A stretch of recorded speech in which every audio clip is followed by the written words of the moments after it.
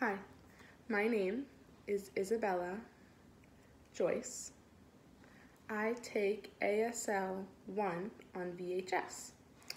I'm going to reenact my favorite project from this year. This interview is with a deaf community member. I hope you enjoy. Hi, Isabella. Thank you for doing this interview. Of course, I'm happy to see you again. Why do you like this project?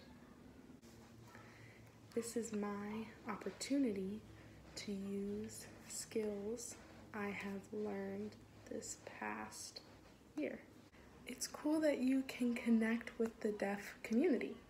Yes, I learn about deaf people, their struggles, and what they love. What does this project mean to you? This is the start of using my skills. I plan to take this farther and go out and serve deaf people through medicine. Bye, Isabella. Bye, Anna. So I used questions in this interview to help me explain why this project was my favorite. I did want to say I am not a deaf-speaking person, but ASL 1 has provided me so much information that I feel I could have full conversations on a small scale, but still I want to keep building that up. I'm hoping to be able to use it in the healthcare field and go from there. Thank you.